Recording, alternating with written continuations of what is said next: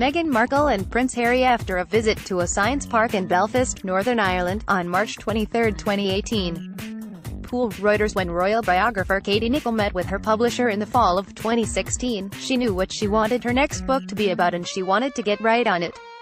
The world, at the time, was only just learning about Prince Harry's new love interest, an American actress named Meghan Markle. The relationship was still in its early days, but Nicholl's inside sources told her things were getting serious quickly. She told her publisher that they should plan to release a book about Harry, the prince of the moment, as she called him, around the time of the royal engagement. As it turns out, Harry, Life, Loss, and Love, out last week from Hachette Books, was a little late on that particular deadline, but instead hits shelves smack dab in the midst of pre-wedding mania. The book, which follows Harry's journey from that horrible moment walking behind his mother's casket through his years as the Playboy party prince and into his latest chapter as besotted fiancé and internationally beloved royal asset, it is being positioned as must-read material for royal fans. But given that half the internet is currently devoted to Harry and Meghan content, the half that isn't about Donald Trump and Stormy Daniels, is this additional reading really worth the investment of time and money? Does it provide juicy new details?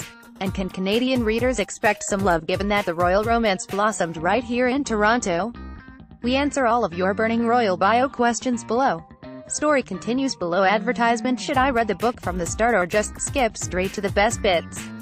If you're serious about understanding the prince's unresolved feelings around his mother's death and growing up as the royal spare, or want a play-by-play recapping of his military career, then by all means, begin at the beginning.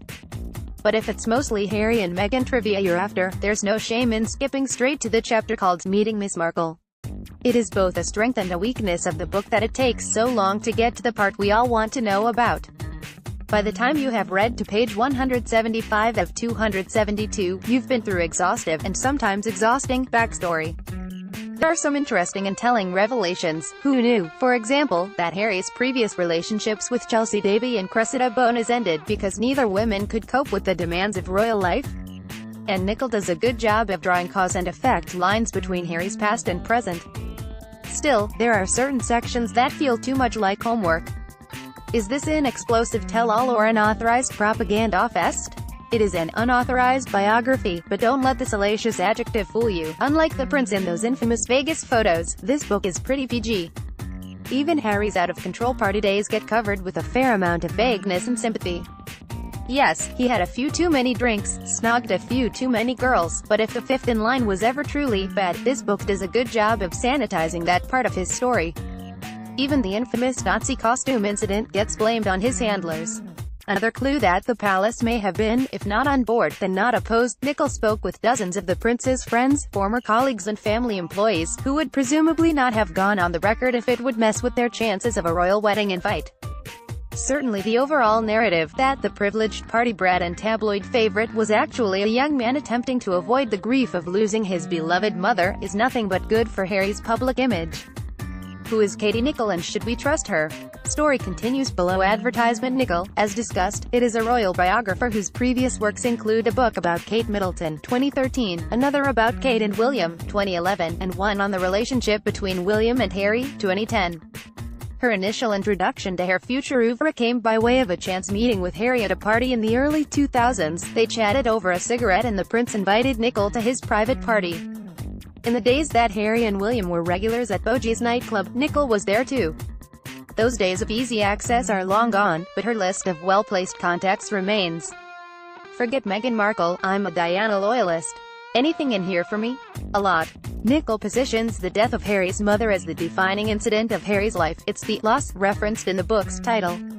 One telling story is about how the Princess of Wales would often take her young sons on secret missions, sneaking away from Kensington Palace and walking the streets of London to talk to homeless people in the middle of the night. This, as Nicholl points out, would be notable behavior for any parent, never mind a high-ranking royal.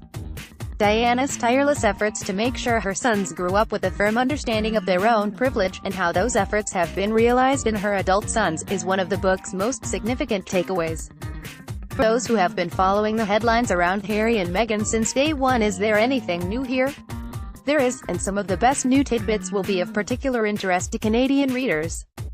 Starting with the fact that Harry and Meghan hid out at Ben and Jessica Mulroney's Toronto home after the news broke about what had up until then been a secret affair.